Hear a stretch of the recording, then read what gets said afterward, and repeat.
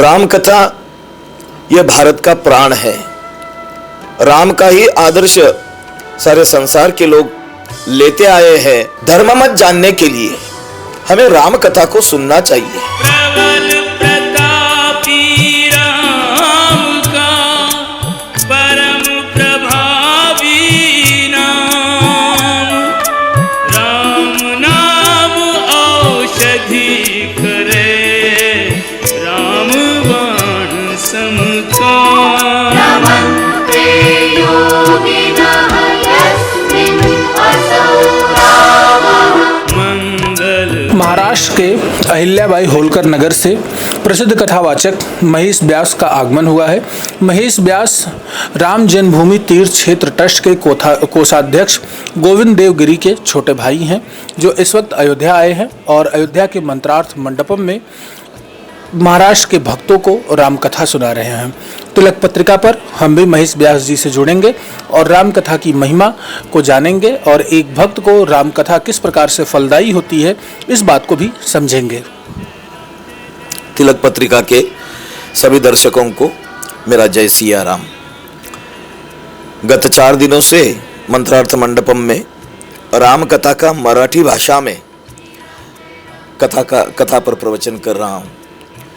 मराठी भाषा में इसलिए कर रहा हूँ कि महाराष्ट्र के सभी भक्त आए हुए हैं और उनका आग्रह है कि आप मराठी में हमें राम कथा सुनाएं। तो गत 4 दिनों से राम कथा सुना रहा हूँ और बड़े उत्साह में सभी लोग हैं। राम कथा का श्रवण भी कर रहे हैं, शरु मैया में स्नान भी कर रहे हैं, गोता लगा रहे हैं और रामलला के दर्शन के लिए भी जा रहे हैं और सारी अयोध्या की यात्रा भी कर रहे हैं और बड़े प्रसन्नता से ये सब काम हो रहा है। राम कथा यह भारत का प्राण है।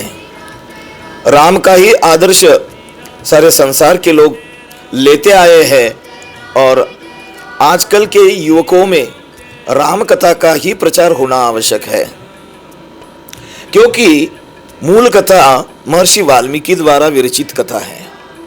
बाद में कलिकुटिल जीवन विस्तारित वाल्मीकि तुलसी भयो, ऐसा संतों का मानना है कि प्राकृत भाषा में भी यह कथा सब लोगों को समझे, इसलिए वाल्मीकि का ही अवतार तुलसीदास जी के रूप में हुआ और हिंदी भाषा में यह दिव्य कथा लोगों को प्राप्त हुई। हर एक प्रांत में राम जी की कथा पर वहाँ के संतों ने प्रकाश डाला है, ग्रंथों की रचना की है। जैसे कि महाराष्ट्र के प्रसिद्ध संत एकनाथ जी महाराज ने भावार्थ रामायण राम कथा पर टिप्पणी की है उन्होंने, तो भावार्थ रामायण करके उनका ग्रंथ है। बंगाल में जाएंगे तो वहाँ पर कृत्तिवास रामायण है, दक्षिण भारत में जाएंगे तो वहाँ पर कंब रामायण है। तो लगभग आज तक 200 से भी अधिक संख्या में राम कथा के ग्रंथ बने हैं, लेकिन मूल कथा महर्षि वाल्मीकि की कथा है। और महर्षि वाल्मीकि की कथा में बालक राम का ज्यादा विस्तार में वर्णन नहीं आया है। महर्षि वाल्मीकि राम कथा का शुभारंभ तब करते हैं जब बालक भगवान श्री राम 16 वर्ष के हैं और 16वें वर्ष में भगवान श्री रामचंद्र की कथा का शुभारंभ वे करते हैं। इसका सही मतलब इस प्रकार का है कि राम कथा आजकल के युवकों के लिए परम आवश्यक कथा है। वो क्यों है?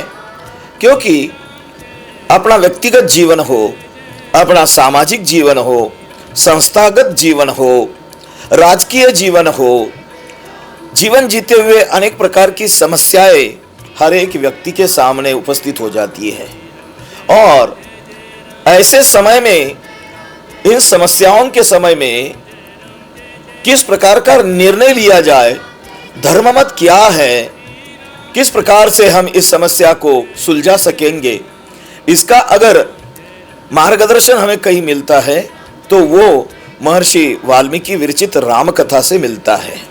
और इसलिए धर्म मत जानने के लिए हमें राम कथा को सुनना चाहिए। धर्म जानने के लिए वेद ग्रंथ हो, उपनिषद हो, इनको पढ़ने की आवश्यकता नहीं है। केवल राम कथा अगर हम पढ़ ले या सुन ले तो धर्म क्या है इसको हम भली भांति जान पाएंगे और इसलिए भारत के सभी युवकों को राम कथा श्रवण करने की या राम कथा का अध्ययन करने की मेरे दृष्टि से इस आधुनिक युग में परम आवश्यकता है। राम कथा की महिमा को लेकर के हमारे साथ महेश व्यास जी जुड़े हुए थे, जिन्होंने महत्वपूर्ण जानकारी को तिलक पत्रिका पर साझा किया और यह भी महत्वपूर्ण जानकारी बताई कि रामायण भारत में लगभग 200 भाषाओं में 200 रूपों में अवेलेबल है और हर यूथ को राम कथा से एक बार या रामायण से जरूर जुड़ना चाहिए और उसके आचरण को अपने अंदर ढालना चाहिए। मैं देवेश पांडे, अयोध्या।